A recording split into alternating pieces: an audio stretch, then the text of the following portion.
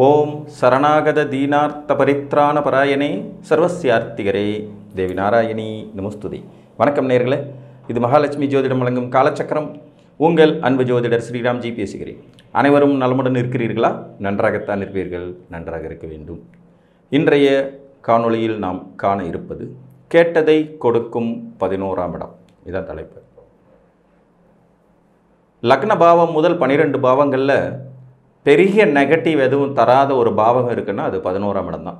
11ஆம் வீடு லாப வீடு, பராக்கிரமஸ்தானம் அப்படின்னு இதை சொல்லலாம். ஒன்றுக்கு மேற்பட்ட விஷயங்கள் ஒரு மனிதனுக்கு கிடைக்கிறதுக்கு தகுதி உள்ள இடம் இதுதான்.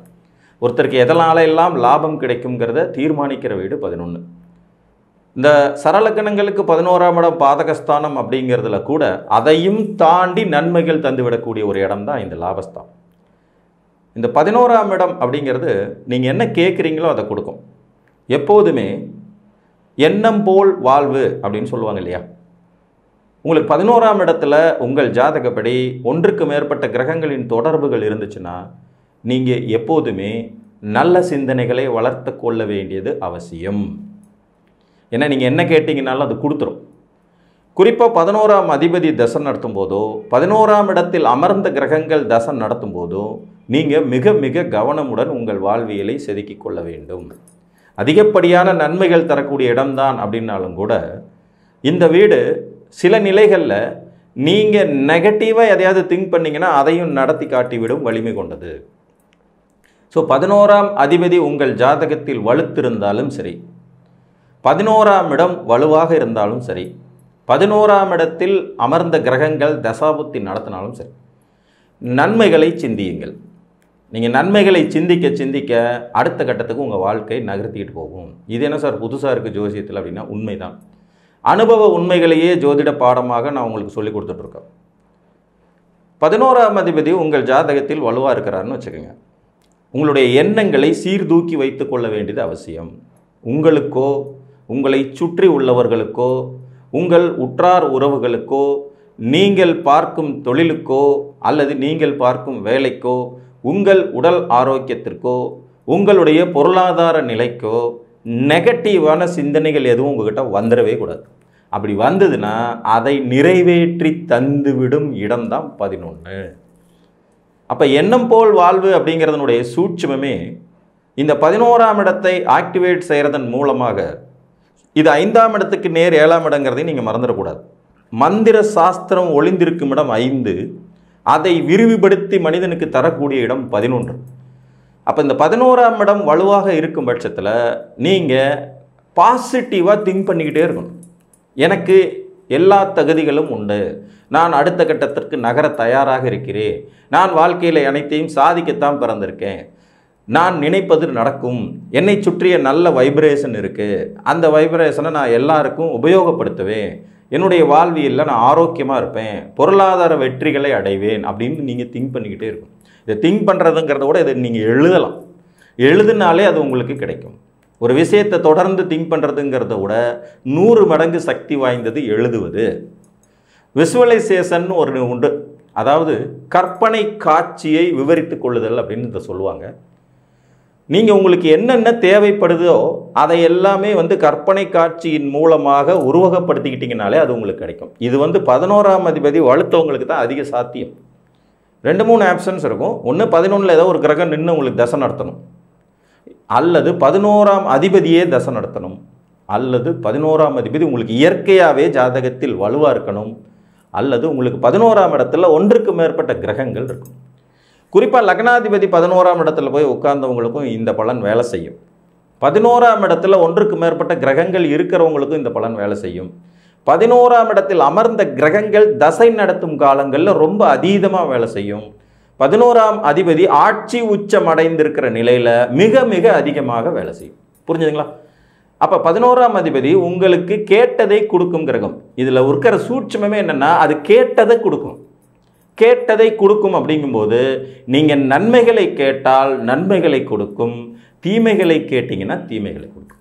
இதுதான் பிரச்சனை. அப்போ கேட்பதில் உங்கள் எண்ணத்தை செம்மைப்படுத்தி கொள்வதில் மிகவும் கவனத்துடன் இருக்க வேண்டிய இடம் 11. இது ஒரு பராக்கிரமஸ்தானம், மந்திரஸ்தானம். ஒன்றுக்கு மேற்பட்ட விஷயங்களை வாரி வாரி உங்களுக்கு வழங்கக்கூடிய ஸ்தானம். இப்போ உங்களுக்கு ஜாதகத்தில் 11ஆம் இடத்துல சூரியன் இருக்கார். அரசாங்கம் சார்ந்த அதிகாரம் சார்ந்த அத்துணை விஷயங்களையும் நீங்கள் விருப்பப்படலாம். அப்பாவுடைய சொத்துக்கள், அப்பாவினுடைய வரவு செலவுகள், அரசாங்கம் சம்பந்தப்பட்ட வேலைகள், அதிகாரம் சார்ந்த வேலைகள், மருத்துவத்துறை, எலக்ட்ரானிக் துறை சார்ந்த வேலைகள், இதெல்லாமே விரும்பலாம். அதிகமாக கொடுக்க வாய்ப்பு இருக்கும். 11ஆம் இடத்துல சந்திரன் உங்களுக்கு இருந்து வலுப்பெறார் அப்படின்னு எடுத்துக்கிட்டிங்கன்னா ஆட்டோமேட்டிக்காக திரவ பொருட்கள் சம்மந்தப்பட்டது, தாயாதி வர்க்கம் சம்மந்தப்பட்டது, உங்கள் கற்பனா சக்தி சம்மந்தப்பட்டது, கலைத்துறைகளின் சாதனைகள், நிறைய ட்ராவல் பண்ணக்கூடிய அமைப்பு, இதெல்லாம் கேட்டிங்கன்னா நல்லது கிடைக்கும். பொதுவாக 11ஆம் இடத்துல வலுவான கிரகம் இருந்தால் எது கேட்டிங்கனாலும் கிடைக்கும். பர்டிகுலராக ஒரு சில கிரகங்கள் இருக்கும்போது அது சார்ந்த காரகத்துவம் ஆதிபத்தியத்தை கேட்டிங்கன்னா இன்னும் கூடுதலான நன்மைகள் இருக்கும். செவ்வாய் 11ஆம் இடத்தில் வலுவோடு இருக்கிறார் உங்களுக்கு அப்படிங்கும்போது ஆட்டோமேட்டிக்காக பூமி லாபங்கள், சகோதர லாபங்கள், சொத்து லாபங்கள், அதிகார பதவியினால் லாபங்கள், மருத்துவத்துறை லாபங்கள், யூனிஃபார்ம் சர்வீசஸ் சம்மந்தப்பட்டதை நீங்கள் விரும்பலாம். அது உங்களுக்கு கூடுதலாக கிடைக்கும். கன்ஸ்ட்ரக்ஷன், கட்டுமானத்துறை, செவ்வாயுடைய காரகத்துவம் பூரா. புதன் உங்களுக்கு 11ஆம் இடத்தில் வலுப்பெற்ற நிலையில் இருக்கிறார் அப்படிங்கும்போது பார்த்தீங்கன்னா அறிவுசார் விஷயங்கள், கல்வி விஷயங்கள், கலைகள் சார்ந்த விஷயங்கள், ஆடிட்டிங், லாயர், ஜோதிடம். ஒரு விருச்சிக லக்னக்காரர் எனக்கு தெரிஞ்சிருக்காரு, 11ஆம் இடத்துல புதன் உச்சம், மிகச்சிறந்த ஜோதிடர். நாங்கள் அடிக்கடி டிஸ்கஸ் பண்ணிக்கிட்டே இருப்போம் அவரும் நானும். அவ்வளோ அறிவு சார்ந்த விஷயங்களை சொல்லிக் கொடுப்பார், கற்றும் கொள்வார். கிட்டத்தட்ட 20 வருஷ பழக்கம் எனக்கு அவருக்கு. அவர் விருச்சிக லக்னம், 11ல் புதன். அவருக்கு ஜோதிடம் தான் உயிர் மூச்சுங்கிற மாதிரியே வாழ்ந்துட்டு இருப்பார். ஆனால் அவர் ரொம்ப பப்ளிசிட்டியை விரும்பாத ஒரு மனிதர். தனிமையில் தனக்கு தெரிஞ்சவங்களுக்கு பார்ப்பார், போவார், வருவார். அப்போ அந்த 11ஆம் இடத்துல புதன் இருந்தால் புதன் சார்ந்த விஷயங்களை நீங்கள் அதிக ஆர்வத்துடன் கற்றுக்கொள்ள முடியும். அது சார்ந்த கேள்விகள், அது சார்ந்த விஷயங்களை கேட்கும்போது அது உங்களுக்கு கிடைக்கும்.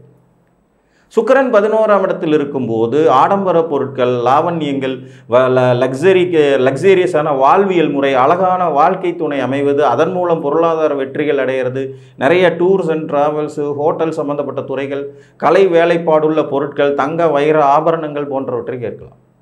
குரு பகவான் 11ஆம் இடத்தில் இருக்கும்போது நல்ல புத்திர சந்தான விருத்திகள், குழந்தைகளின் மூலமாக பொருளாதார வெற்றிகள் அடைவது, தனம், தானியம், பொருளாதாரம், சமுதாயத்தில் மதிப்பு, அந்தஸ்து போன்றவற்றை கேட்கலாம். 11ஆம் இடம் நீங்கள் கேட்குறத கொடுக்கும். 11ஆம் இடத்துல இருக்க கிரகங்களின் வாயிலாக நீங்கள் நெகட்டிவாக யோசிச்சிங்கன்னா அந்த பலனும் நடந்துவிடும். இது இருமுனை கத்தி போன்றது, 2 பக்கமும் குத்தும். புரிஞ்சுதுங்களா? அப்போ முதல்ல நம்மளை பாசிட்டிவாக வச்சுக்க வேண்டியது ரொம்ப அவசியம்.